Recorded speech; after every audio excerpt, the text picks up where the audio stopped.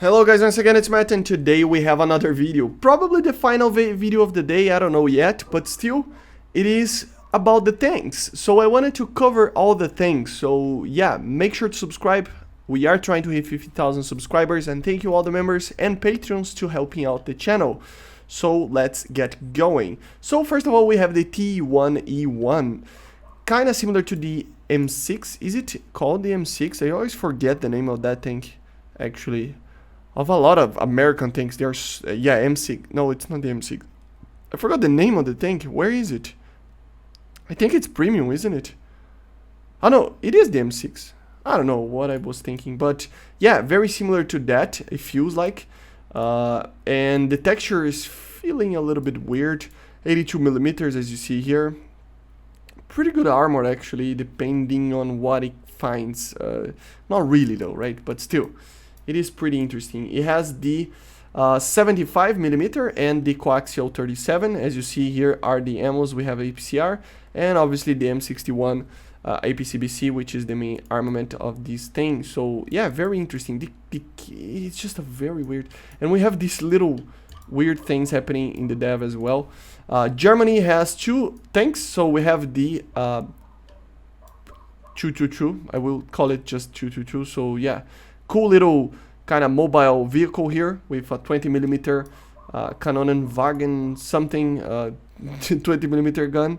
As you see here is the penetration, and then we have one of the main features of the patch actually for tankers, basically the T72M1 finally added for Germany. A very cool tank. Let's test drive it very quickly. But yeah, it is just a very cool tank that it was already in the Finnish tech tree in the Swedish, so there was no reason why not to add it. It is the M1, so obviously it is based on the T72A. Okay, it doesn't have arrow or anything like that, but ERA, but it is still pretty good. The armor on the front can take most of the long range shots from a 105, so yeah, it's pretty good. It is amazing tank. I love the T72A. So the M1 finally being Germany, it really makes a difference, right? So yeah, very cool tank. Obviously it's still a T72, so it has the problems of a T72, but it's still a pretty good tank. So yeah, pretty good. Let's go back to the hangar. And yeah, there are not that many tanks actually. I thought we were going to have some others, but yeah, 9.3, same as in the Soviet one and the other one. So yeah, here we have in the Russian tech tree, the Soviet tech tree, we have the two new AA systems, the Pantsir S1 and the Praga M53 M59. So the Pantsir is actually a very interesting system. It is the evolution basically of the Tunguska. You can see that the turret itself, it is very similar to it. The guns, I think they are the same or very much close to the same. Let me check. Yeah, there's the same guns.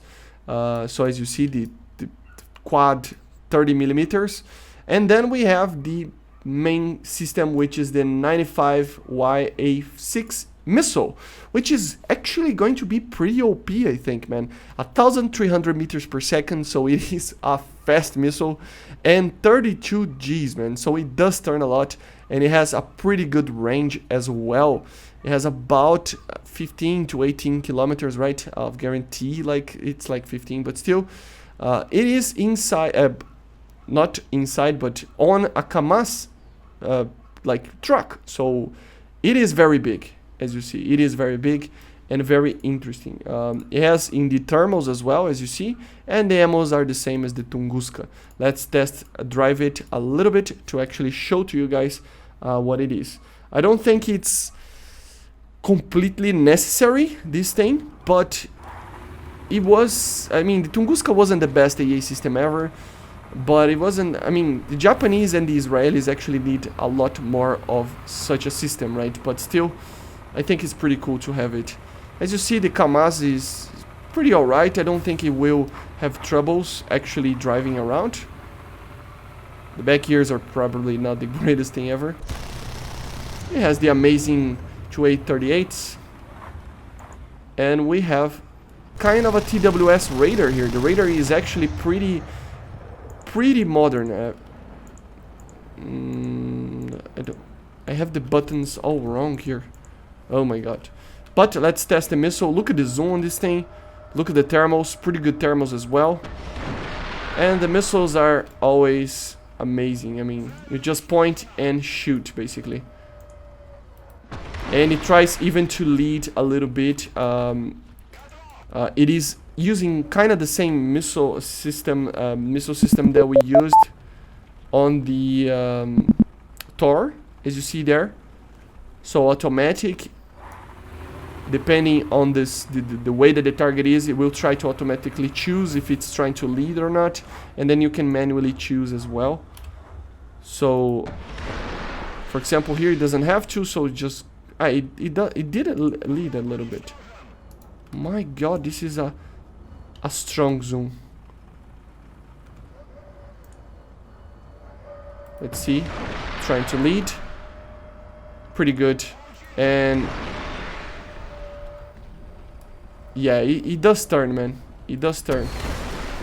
It takes a while, of course, to turn, but it does turn well, man. Look at that. Look at this, man. Holy. Yeah, here we can kind of see better. Look at this. It does turn well, man. It really is a good missile. It is probably one of the best AA systems in the game. And of course, for close targets, you can always use the cannons as well. Pretty cool system. And then we have the Praga as well. The Praga, I don't know how do I pronounce it. Another AA system for the Soviets. It is obviously a Czechoslovakian vehicle, but it is in the stack tree.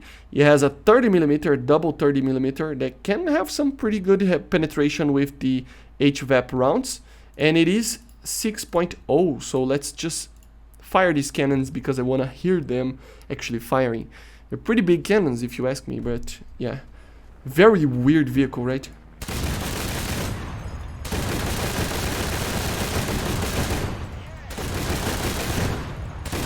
Pretty good magazine actually. Let's try with, I think this is the HE, right? It has a long reload, but it has a pretty good ammunition count. I'm doing pretty badly, but yeah, and it feels like a low rider compared to the Panzer, man. It really does. The cool part about being very low is that you can actually fire from the front like this. So very good. It's not the most mobile thing ever, but it is pretty amazing. So another AA system for the Russians. So yeah, pretty cool. Let's take a look on the other nations. It is going to be kind of a long video, so stay with me.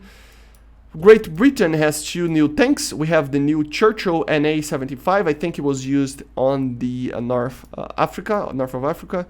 So yeah, as you see, the ammo, APCBC, M61, same shot as the American ones with the 75mm, right?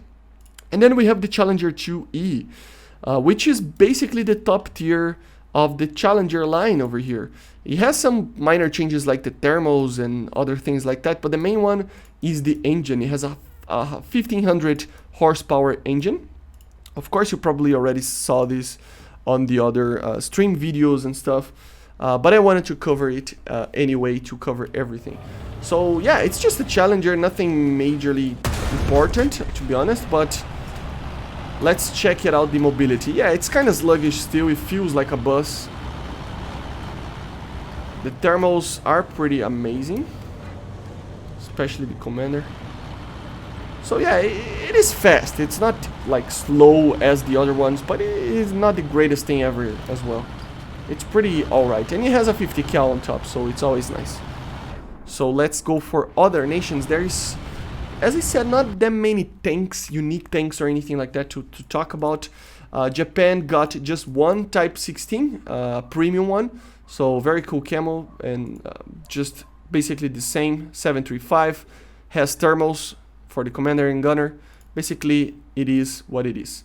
Then Chinese have the Type 63 or the ZTZ 63 with the 1979, I think, or 1980s modification. So yeah, it's basically the same as the other one, but it has a laser rangefinder, as you see over there. The cannon is revised to actually use the DTW 85, as you see. So pretty good penetration for such a round, even kinda, right? I mean, it's a very small tank, and yeah, it doesn't have any armor. Basically everything else is the same.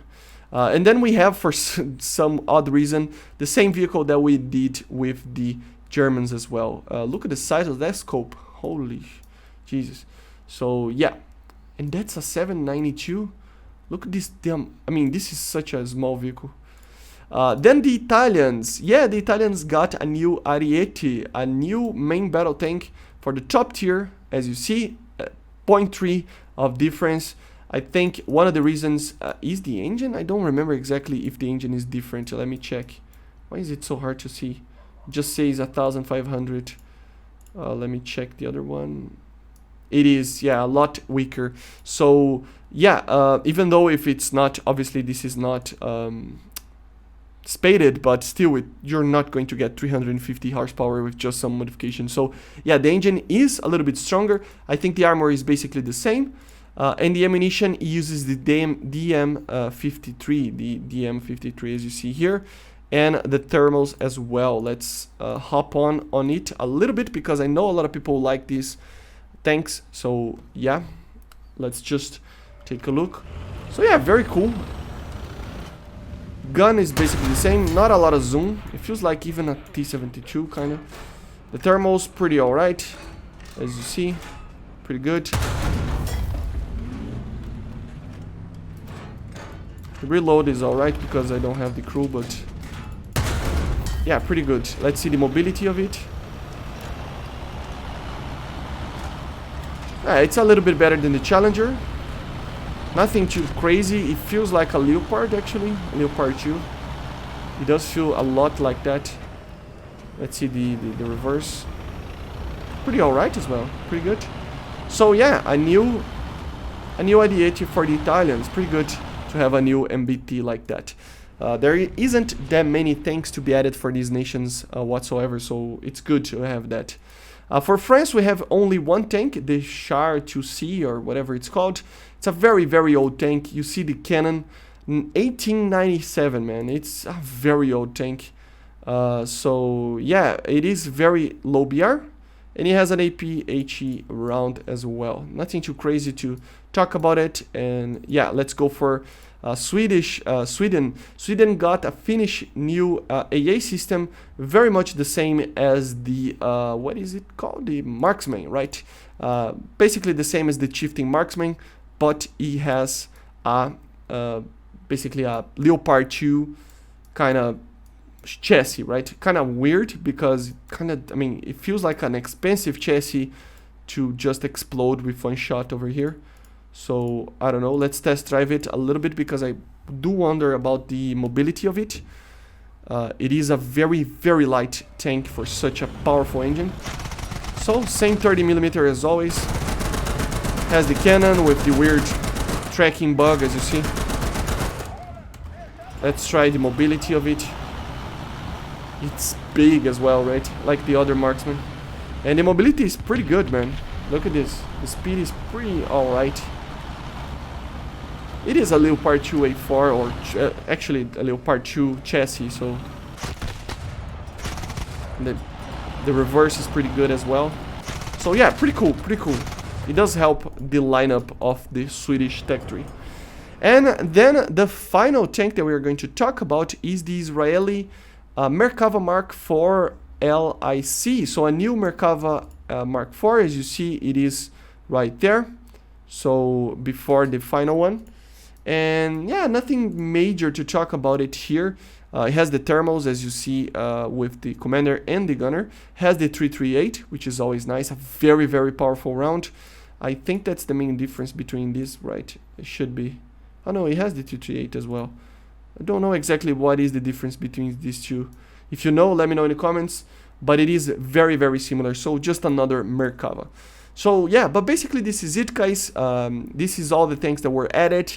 And hopefully you enjoyed. I know this video will probably not get too much attention, but if it does, make sure to subscribe, guys. It helps a lot. And bye. See you.